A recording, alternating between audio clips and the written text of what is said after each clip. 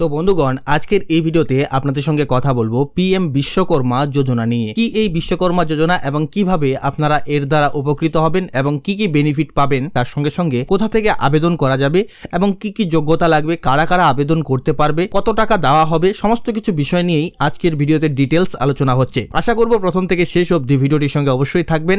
নমস্কার, আপনাদের সঙ্গে রয়েছে আমি সমীর। আপনারা দেখছেন আপনাদের প্রিয় YouTube channel my smart suggest. আমাদের চ্যানেলটিতে নতুন হলে অবশ্যই চ্যানেলটিকে সাবস্ক্রাইব করে পাশে থাকা বেল আইকনে ক্লিক করে অল অপশনটিতে ক্লিক করতে ভুলবেন না, প্রত্যেকটি ছোট বড় নতুন নতুন ভিডিওর আপডেট পাওয়ার জন্য। তো চলুন আজকের এই ভিডিওর আলোচনা আমরা শুরু করি। পশ্চিমবঙ্গের নতুন মুখ্যমন্ত্রী মাননীয় শুভেন্দু অধিকারী মহাশয় নবান্নের প্রথম ক্যাবিনেট বৈঠকের পর ঘোষণা করেছেন যে প্রধানমন্ত্রী বিশ্বকর্মা যোজনা এবার বাংলাতেও কার্যকর করা হবে। এর আগের সরকারের সময় প্রায় 8,65,000 আবেদন কেন্দ্রের এমএসএমই দপ্তরে পাঠানো হয়নি বলে অভিযোগ করেন তিনি, এবং সেগুলি পুনরায় পাঠানোর ব্যবস্থা নেওয়া হয়েছে। তো এই বিশ্বকর্মা যোজনা কি? এটি কেন্দ্রীয় সরকারের একটি প্রকল্প, যার মাধ্যমে হাতের কাজ করা কারিগর, ক্ষুদ্র শিল্পীদের আর্থিক সহায়তা প্রদান করা হয় এবং প্রশিক্ষণ ও ঋণ দেওয়া হয়। উদ্দেশ্য হলো দেশীয় শিল্প ও স্বনিযুক্ত কারিগরদের উন্নতি করা। প্রকল্পের কি কি সুবিধা পাবেন দেখুন। 5 থেকে 7 দিনের প্রশিক্ষণ হবে। প্রশিক্ষণ চলাকালীন প্রতিদিন 500 টাকা স্টাইপেন্ড দেওয়া হবে এবং প্রশিক্ষণ শেষে সার্টিফিকেট ও আইডি কার্ড প্রদান করা হবে, এবং তার সঙ্গে সঙ্গে